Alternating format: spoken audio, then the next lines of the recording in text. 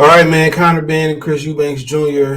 is OFF. It's off, dog. It's off. It's off. It's off. All right. Somebody sent it to me this morning. Now, apparently, both fighters agreed that it was going to be a go. Then turn around and the British Boxing Board of Control, won't allow Eubanks and Benn to move forward. Okay. So let's kind of see what he tested positive for. They said it was a fertility drug. They don't play about that over there. Ask Dillian White. Um, so I'm trying to see exactly what the drug was. So tested positive for Clomiphene. Now, in a lot of these situations, masking agents are the thing. Cocaine, marijuana, other stuff. Or excuses. So it says, I'm probably pronouncing this wrong, but clomiphene is used to induce ovulation, egg production in women who do not produce eggs, but wish to become pregnant. Infertility. Now,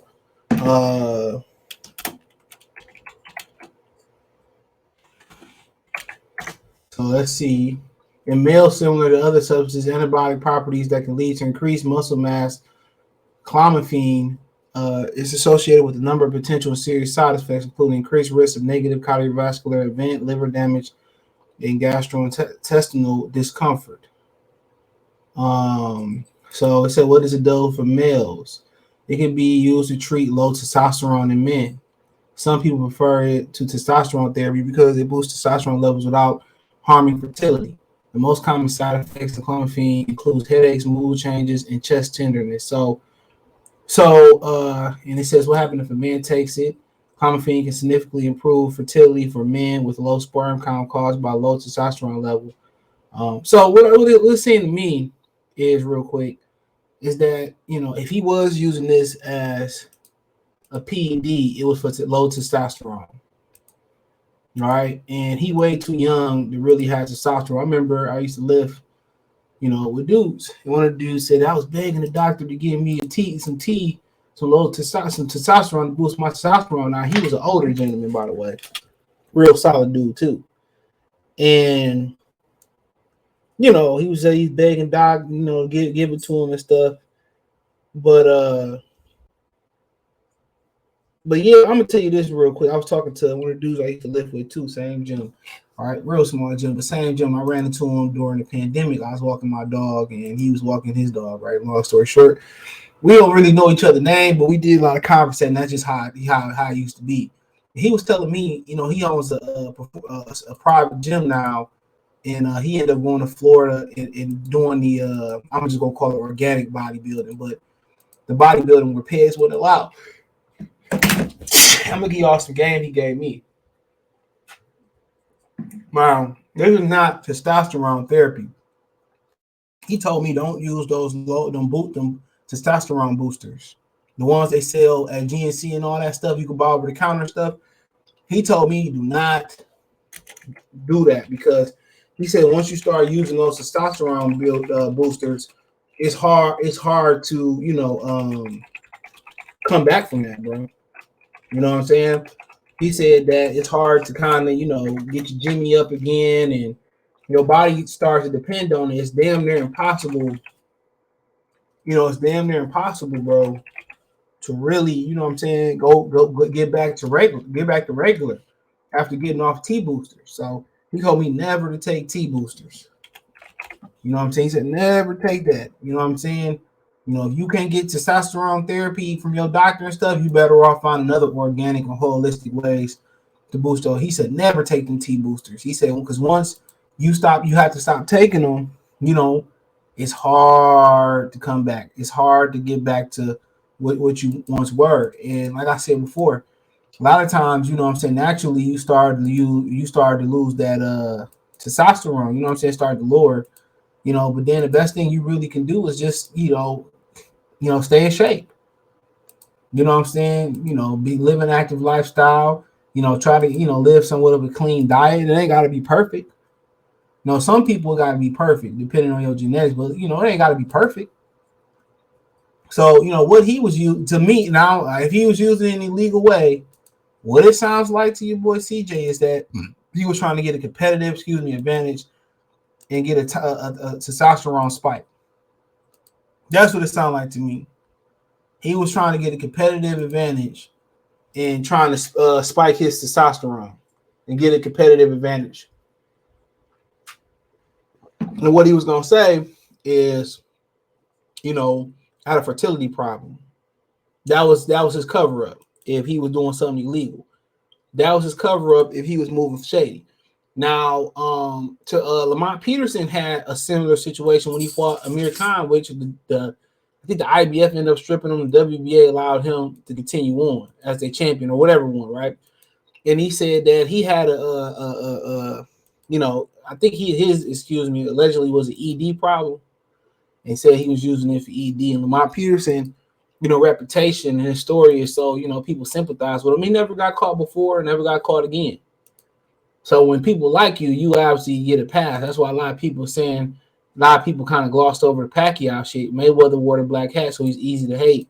And Pacquiao was a small, he was a small welterweight, beating up, bigger guys, no matter if they was at catch weights. And people really didn't care about his pace because they hated Floyd Mayweather. There wasn't nobody else complaining about it.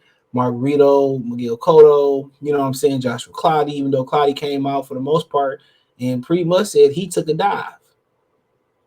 You know what I'm saying? Nobody really cared about that. So when people like you and they can sympathize with you, it's just a totally it's totally different. Real talk, it's definitely different reaction. When people hate you, it's like it's a triple whammy. It's a triple whammy. And that's just, what it is. Hate to say it. But at the same time, now he won't get his reputation back. Now people started to say, see, this is why he didn't want to fight Deron Ennis and come to the States and all that. Y'all know I like Conor Benn. But from what we know, even though they was both willing to go forward with it because there's a lot of money involved, but what we know is that they couldn't let this go on because he had a competitive advantage. He had a competitive advantage moving up in weight. And people started to do before and after picks and all that stuff. He had a competitive advantage.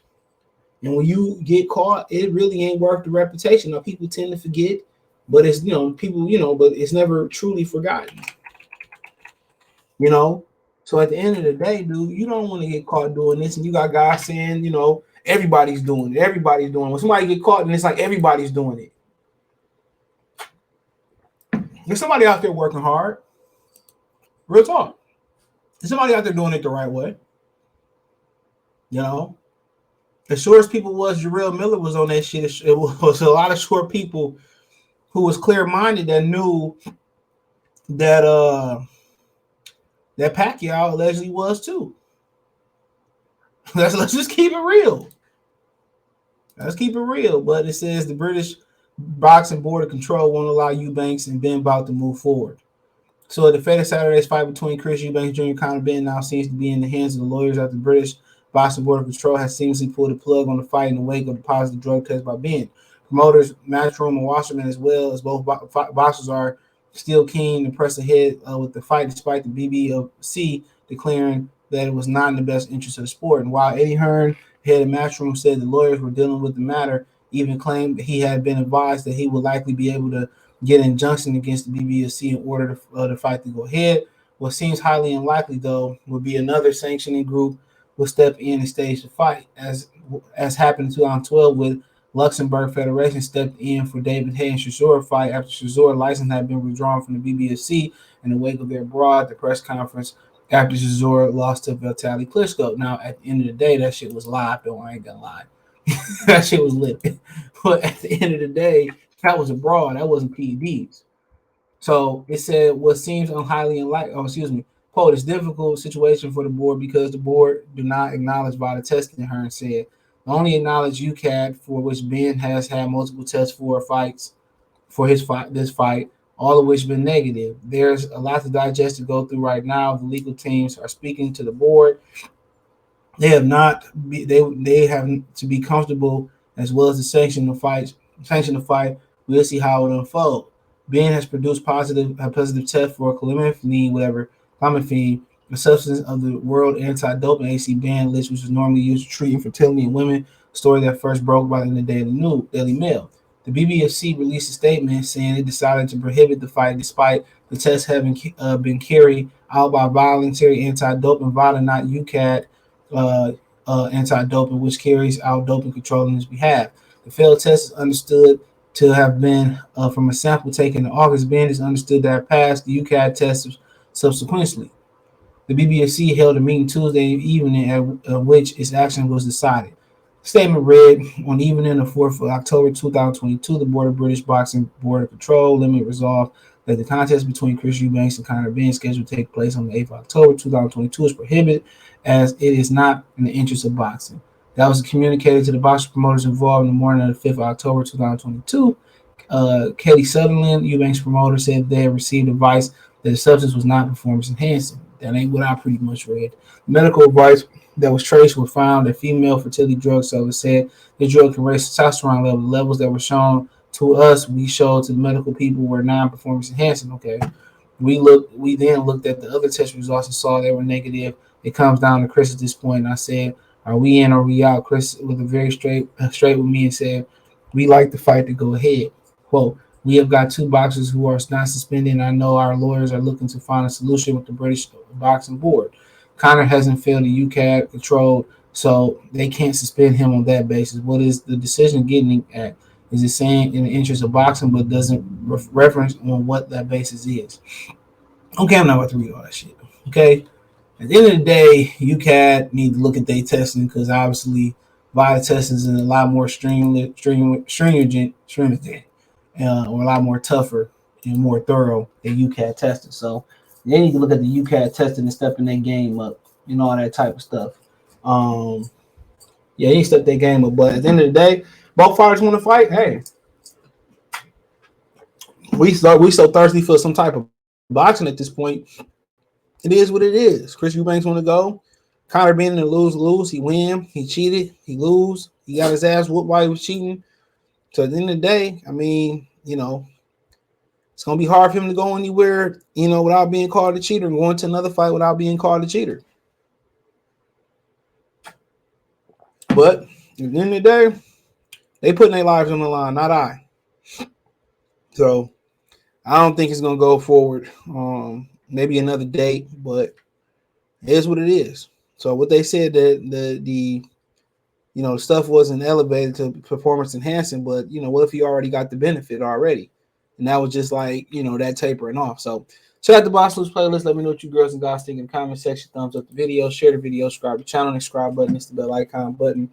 Hit all notifications, increase your chance to get notification. We go live with drop a video financially. You want to support the channel, Cash App, $ CJ Good 313. Venmo CJ Good 313, PayPal link description. Hit the link tree, find me on Twitch, Twitter, Instagram, Spotify, Anchor, Cash App, Venmo, PayPal, Apple Podcast, Google Podcast, the whole nine. The link tree got everything in there. Appreciate everybody that support the channel. Let me know what you girls and guys think in the comment section. One time, y'all know the business is. Peace.